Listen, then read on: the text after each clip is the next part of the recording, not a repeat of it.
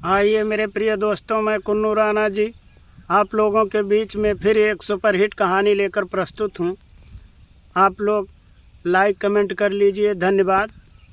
और कहानी ये ऐसी है कि सत्य और लक्ष्मी यानी ये दोनों भाई बहन हैं और आपस में दोनों का झगड़ा होने लगा।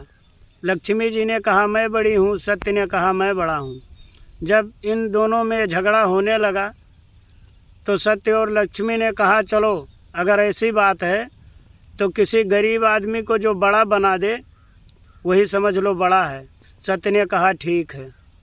अब ये दोनों लोग चल दिए तो चलते चलते जाकर देखा कि एक भेड़िहार भेड़ी चरा रहा है। और जब भेड़ी चरा रहा है तो सत्य और लक्ष्मी ने कहा कि जो इसे बड़ा बना दे वही बड़ा है। तो लक्ष्मी जी ने सत्य को आदेश दिया कि आप बड़ा बनाइए। तो सत्य ने कहा लक्ष्मी जी को कि नहीं, पहले आप इसे बड़ा बनाइए, आप स्वयं लक्ष्मी हैं। लक्ष्मी जी ने कहा ठीक है। लक्ष्मी जी ने एक चांदी का जूता दिया उस भेड़िहार को, जो बहुत ही खूबसूरत जूता था, बहुत ही अच्छी डिजाइन थी, कई प्रकार के नगों से जड़ा हुआ जूता उस भेड़िहार को दिया। तो भेड़िहार जूता पाकर बहुत खुश हुआ और अपने पैरों में पहन लिया मेरे प्रिय दोस्तों। और जब अपने पैरों में पहन लिया भेड़ी चराने लगा तो राजा के सैनिक जा रहे थे। तो राजा के सैनिक ने देखा कि एक भेड़िहार होकर और इतनी खूबसूरत जूता पहन रखा है, जो हमारे राजा भी इस प्रकार के जूता नहीं पहनते हैं। तो जब उनको इतनी आश्चर्य हुआ तो जाकर राजा से शिकायत किया राजा के सैनिक ने। तो राजा ने आदेश दिया कि जाओ, जाकर उस भेड़िहार को पकड़कर मेरे सामने लाओ। उस भेड़िहार को ले जाकर सैनिक राजा के सामने कर दिया। तो राजा जब जूते को देखा तो मोहित हो गया कि इतनी खूबसूरत जूता। तो राजा ने जूता को छीन लिया और भेड़िहार को वहाँ से भगा दिया।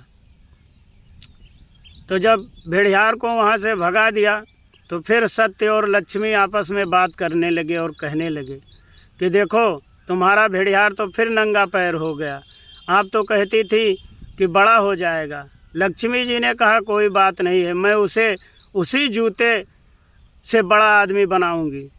फिर लक्ष्मी जी ने उसी प्रकार एक जोड़ जूता बनाकर और फिर उस भेड़िहार को दे दिया।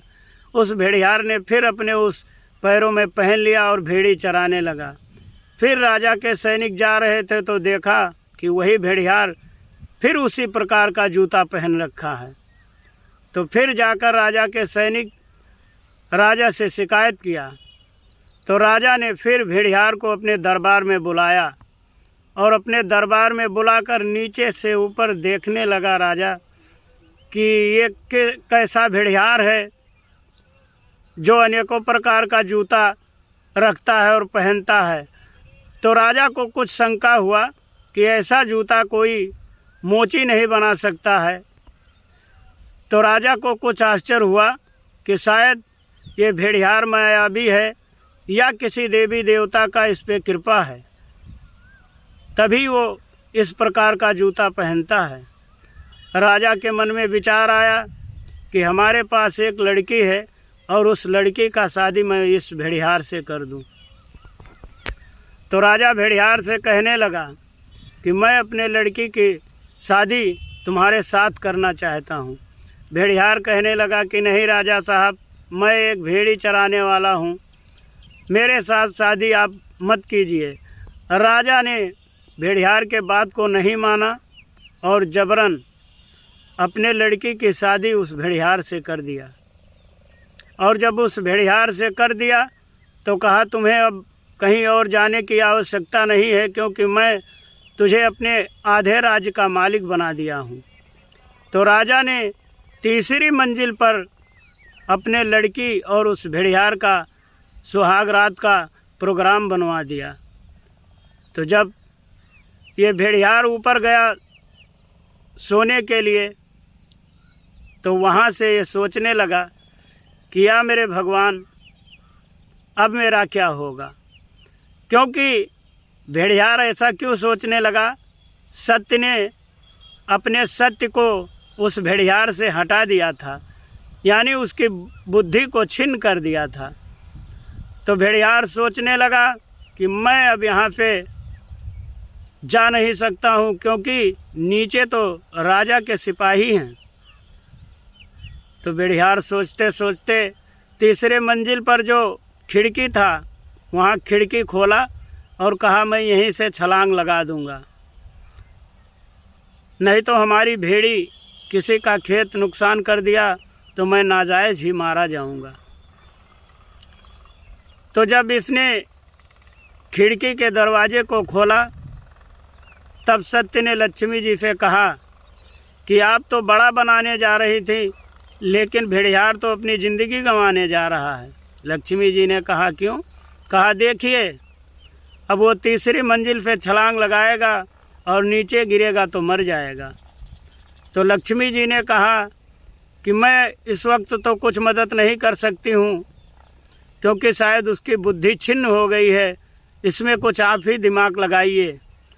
तो सत्य ने अपने दाहिने हाथ को उठाया और जाकर उस भेड़ियार के दिमाग में बुद्धि आ गया, और बुद्धि आया तो सोचने लगा कि अरे, मैं एक राजा के लड़के के साथ शादी किया हूँ, आधे राज्य का मालिक हो गया हूँ, किसी की औकात क्या है जो मुझसे बात कर ले।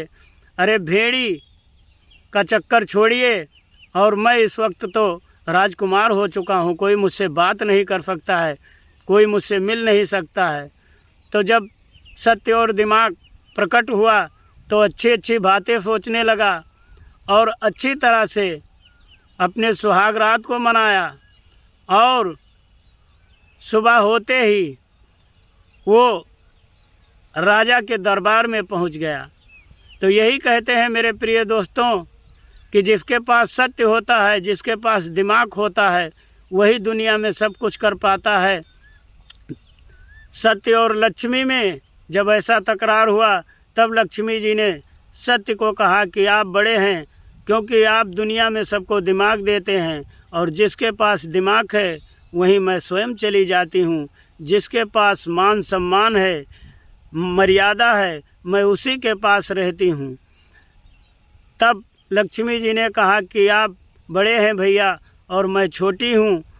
तो यही है मेरे कहानी का कहना मेरे प्रिय दोस्तों, कि आप लोग मान सम्मान, प्यार मोहब्बत रखिए। लक्ष्मी जी स्वयं आपके घर में वास करेंगी। ये राणा जी का कहानी यहीं से समाप्त हुआ। आप लोग कमेंट करें। धन्यवाद मेरे प्रिय दोस्तों।